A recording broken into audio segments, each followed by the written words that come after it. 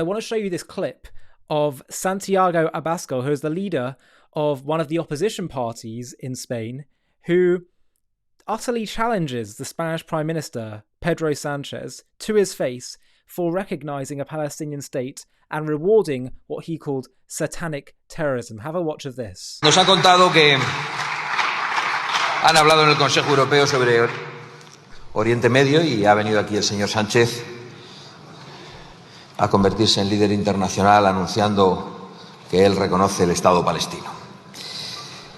Mire, usted lo único que ha hecho es ponerse en una posición hasta ahora de equidistancia entre un terrorismo satánico y un Estado democrático como es Israel. Sí, terrorismo satánico. ¿Les parece demasiado? Igual es porque no han visto ustedes los vídeos. Sí, de esa versión corta que le pusieron al presidente del gobierno y que debió ver pero no mirar. Y lo que quiero decirles es que esa equidistancia es únicamente complicidad con el mal. Y lo que quiero decirles es que el mal, que es Hamás, les ha aplaudido a ustedes. Y lo ha demostrado hoy con su decisión. En mitad de este conflicto ocasionado por los peores atentados terroristas de la historia de la humanidad, usted ha decidido unilateralmente reconocer el Estado palestino. No me extraña. Había hasta hace poquito aquí una ministra, la señora Rego, que el otro día hizo unas declaraciones gravísimas. Dijo que el Estado palestino desde el río hasta el mar, es decir, desde el Jordán hasta el Mediterráneo, es decir, la desaparición de Israel, la destrucción de Israel. Eso es lo que usted tiene en su gobierno. Eso es lo que usted tiene en su gobierno. Y además ha hecho usted otra cosa, permanentemente. Acepta los relatos y las cifras de Hamás, como han terminado aceptando el relato de ETA. Hace poco decía, qué barbaridad, se va a hablar otra vez de ETA. Sí, pasó hace 10 años. Sí, y la guerra civil hace más. Y usted sigue con la cantinela. Esa es su política internacional en Oriente Medio, señor Sánchez. La legitimación del terrorismo satánico, el reconocimiento del Estado palestino justo tras el 7 de octubre, a pesar de esas imágenes terribles de violaciones de mujeres, de asesinatos de padres delante de sus hijos, a sangre fría, de asesinatos emitidos a través de las redes sociales. Y usted quiere decirle a Israel que no tiene el derecho a defenderse. Lo que tienen que saber los españoles es cómo actuaría Sánchez si una organización terrorista hiciese lo mismo contra España y tuviese secuestrados a 130 españoles, como hay todavía hoy 130 israelíes, mujeres, niños y ancianos en los túneles de Hamás. Ya sabemos cómo actuaría Sánchez. No defendería ni a los españoles ni los intereses de los españoles. Se pondría en una equidistancia insoportable. Dejen de engañar, por lo tanto, porque precisamente el obstáculo histórico para el reconocimiento de los dos estados no ha sido Israel, ha sido precisamente Hamás. Esos a los que usted ahora va a premiar de manera retroactiva. Porque en 2005 se entregó Gaza a la Autoridad Nacional Palestina. ¿Qué ha pasado en Gaza después de todo este tiempo, con tanta ayuda humanitaria y que han hecho sus aplaudidores?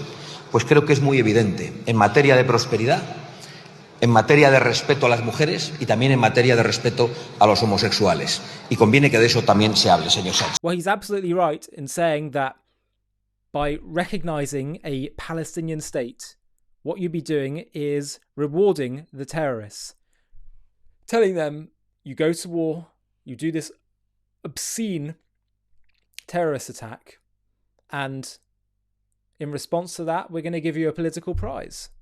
So, is that going to incentivize them to stop being violent or to do more violence?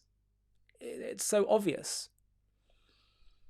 What this all comes down to, and what the difference in opinion between the two sides is this very simple question. Is the Palestinian cause based on a legitimate grievance, or is it based on a hateful, satanic, as he says, ideology? That's what it comes down to. If you think it's all about a legitimate grievance, that they just want their state of their own, that they were displaced, and if they had a bit more agency, then there would be peace. If they had their own state, then they're thinking, look, you've got all this suffering happening now in Gaza, and so Hamas, yes, we don't like Hamas, but ultimately all this stuff happens because they have a legitimate grievance. Didn't happen in a vacuum, all that kind of stuff. And so they think, well, we've got to start giving them the sort of things they want to appease their grievances, and then things should get better. You can see how they go down that mental path. But the problem is that it's not based on a legitimate grievance. Just as how we're dealing with Hitler in the build-up to World War II. His desire to conquer the whole of Europe was not a legitimate desire or legitimate grievance. And thinking if we just appease that, if we give him certain political prizes, if we have certain compromises, then we'll appease him. It didn't work because it wasn't about a legitimate grievance. It was about a hateful ideology. And we've done many videos in the past, and we'll do more in the future. But I encourage you to look at the history for yourself. You will see that the cause from its inception was not about a legitimate grievance. It was not about a displacement of the Arabs, because the hostility to a Jewish state occurred decades beforehand. There were pogroms decades beforehand, even in the 1920s, against Jews. That's number one. Number two is the displacement that occurred of the Arabs in 1948 happened not because the Jews suddenly kicked them all out and said leave. It happened because the Arabs refused to accept a two-state partition plan. Right? Jews and Arabs were both living in the land. There was no mass displacement. Everyone was living there through legally purchased land. And you have the mass displacement occur when the Arab armies come in and say, we're going to destroy this Israel, we're going to kill the Jews, throw them into the sea. And many Arabs just fled or were told by the Arab armies to leave. Now, yes, some also fled when Israel had to go into territories to fight. Yes, that did happen, of course, but that's, of course, Israel has the duty to engage in a defensive war. But actually, the vast majority of the displacement occurred because they were told to leave. The Arab army said, leave, get out, protect yourself, then come back once we've killed the Jews. And annihilated the fledgling Jewish state. Again, further proof that it's not about legitimate grievance or Palestinian national identity. Talking about a Palestinian state didn't even start till the 60s. They were fighting their eliminationist wars against Israel and planning them. And it's only once they realize that that's not going to work that they start going down this new approach of, we are Palestinians, not Arabs. Not just Arabs, we're Arab Palestinians, whereas they are actually Arabs. They are just Arabs. There is no national Palestinian identity that's legitimate. It was created simply to get rid of the Jews. The proof being that if they were to be part of southern Syria or Jordan or other countries, they wouldn't have a problem with it. So what they're after is greater Arab unity, not about having their own state, and their issue is ultimately with the Jews. And so the Palestinian cause, the flag which was created in the 60s, you talk about Israel as a new thing, it's a colonial entity. Your Palestinian flag was created later than the Israeli flag. It's all created as a ploy, a new ploy this time, to try and lure the world into believing that they just want their own state and to see them as victims, and they try and lure Israel into these conflicts of self-defense in order to get the world's appeasement, in order to get exactly what Ireland and Norway and Spain have been doing. Falsely believing that they are engage in a legitimate grievance. And they've convinced people in these countries. Now, by the way, some of these people are just bad actors and they just have a hateful ideology. But some people, I do think, are just quite simply misguided. They genuinely believe. Like many of the left-wing peaceniks in the south of Israel who were killed or taken hostage. They genuinely believe that they could make peace with the Palestinians and have a two-state solution. And they worked on, hiring people working in Gaza, taking them to doctor's appointments and giving medical aid and all these things. And they were attacked and they were killed by the Hamas terrorists, by the elected government of Gaza. it's always been about an inability to accept any Jewish state at all. It's not about a legitimate grievance. It's not about some kind of nationalism. And so it's so outrageous for people because they can't believe that these people actually could really be engaging in that much of an evil ideology. And the truth is, they thought the same thing about the Nazis. But it is the case. People thought we can appease them, that, Hitler, Germany, I'm sure he's rational, I'm sure we can find a way. That's what they thought in the 30s and 40s. Partly because they couldn't bear to think of engaging in another war. But burying your head in the sand is the road to chaos. So we're going to keep sharing the truth, as crazy as it may sound, but it is.